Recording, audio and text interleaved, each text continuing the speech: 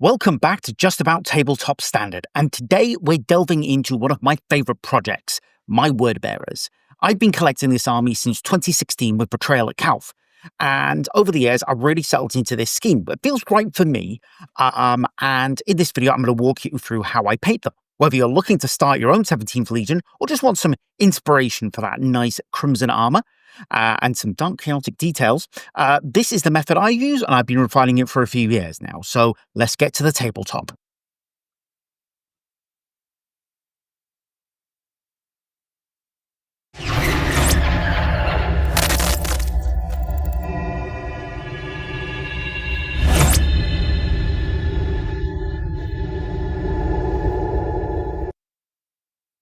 Okay, what we've done to start this word bearer off is we've painted him with two thin coats of Army Painter's Dragon Red. Now, I had done the start of that on film, but unfortunately the video was corrupted. So we are starting from here. What we're going to do now, we've got two thin coats on here, is we're going to take some Nuln Oil and we're going to put that into all your nooks and crannies there. And we're going to recess shade your dude. So now I know this is just one way of doing word bearers. I know a lot of people prefer a much darker armor for them, shade of red, but this is what I like, and I think it works. But obviously, you know, there are other ways of doing it. I may actually at some point go back and do those and sort of see, hey, can I do that? But I like the brighter sort of Heresy era sort of Mephiston red colour. Mephiston red is also a colour you can choose to use to instead of the dragon red, but I like the dragon red. So we're going to get that in, as I said, all the nooks and crannies, all the recesses, and then what we'll do is we'll come back and we're going to highlight up the red armor here. All right, now that we've got that all washed, what we're going to do is we're going to take, oh, that's not in focus. There we go. We're going to take some Evil Sun Scarlet, and we're just going to highlight up all of this red armor here. Get that nice and highlighted, and it'll look great. Now, if you want to take this bit further, you could perhaps take something like Fire Dragon Bright and pop that on the extreme edges. I'll tell you what, sometimes if I want to do like damage on any of my guys, like say like I've got a squad of I'm just trying to think what kind of high damage squad might I get, like an assault squad. I find that Luminoff Orange can make a nice sort of like a scratchy sort of texture, depending on how you put it on. But anyway, what we're going to do is we're going to get that, highlight the whole model with this, as I said, Evil Sun Scarlet. And then what we'll do then is we're going to, in fact, you know what? I'm just going to clean my brush, and I'm going to get the paint now. We're going to put on a metallic. So we're going to put on, I use gunmetal from Army Painter, but lead belcher is just as good. So get some of that out onto the palette, thin it down with a little water, and then, yeah, so lead belcher or gunmetal, we're going to just paint that on all the areas you want to be metallic. So for this guy, it's going to be like these. We're going to do the shoulder pads, the trim. Be a bit, I'm not going to be that neat with it on the shoulder pads because I'm going to be neating up this black, because this isn't the final black, because yeah. And I like to do, as I said, the undersuit on my word bearers is done in metallic as well. So once I've done highlighting and I've done the metallics, what I'll do is I will come back and we'll wash those metallics. Okay, now the metal's all on. I haven't been very careful on the shoulder pads, but I'm going to fix this black up later on, because yeah, I don't want to have the primer black as the finish. What I'm going to do is, this is already a simple step, we're going to take some Nuln Oil and we're just going to wash all of that gunmetal lead belcher. And I suppose you could even use Iron Hand Steel. Actually, you know what? On reflection, I would probably think Iron Hand Steel would probably look kind of good on this. But, you know, each to their own. This is just the way I've done it, and I have done it since I started playing Word Bearers in 2016.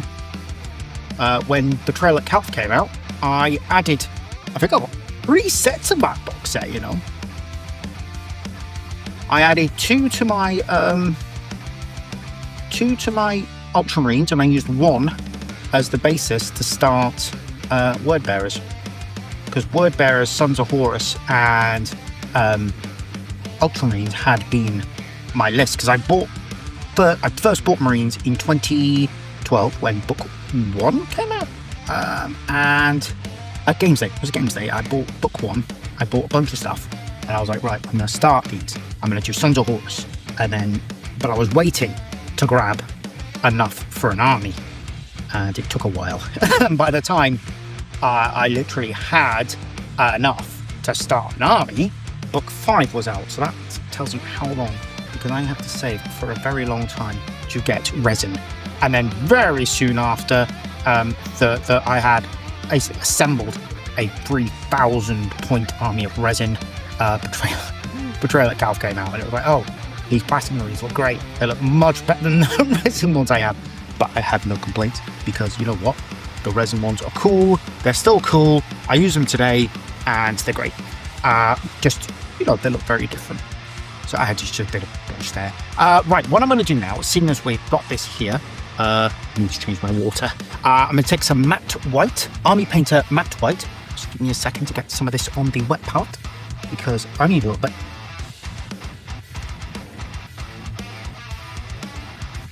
Come on now. Oh, a bit too much. This is the problem I dislike about the dropper bottles.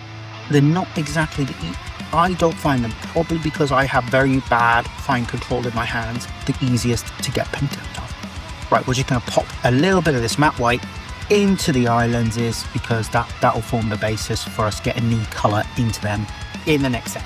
So what I'm going to do now is I'm basically going to let this go dry, and then I'll be back and we'll highlight up our silver. Okay, we're going to do a couple of things here. First of all, we're going to highlight up the silver with Stormhose Silver. Lovely silver for highlighting there. So get on the studs. Keep it more there. And we're going to pop that on the edges of the things. The shoulder pads. Highlight up this. Just run it along these cabling here, for example. So we're also going to pop down the black at last.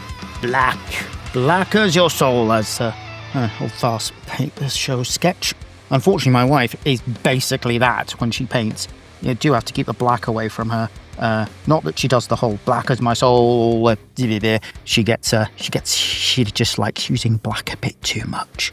Okay, and we're going to take matte black from the army painter, or you could use Abaddon black, and we're going to paint basically your areas that want to be black. So in this case of this guy, we're doing the shoulder pads, and we're doing the casing of his gun. Okay, so I'll get that shoulder pad finished. I'll do the other one off camera. Trying to get more efficient with these tutorials, putting more steps into a single scene. Okay, so watch that. And we're then going to do his eyes. Now, I traditionally used, I think it's Waywatcher Green. It was a green glaze. I've still got some of it left. They stopped selling it years ago, unfortunately. I still have some of it, and I still use it for my word bearers.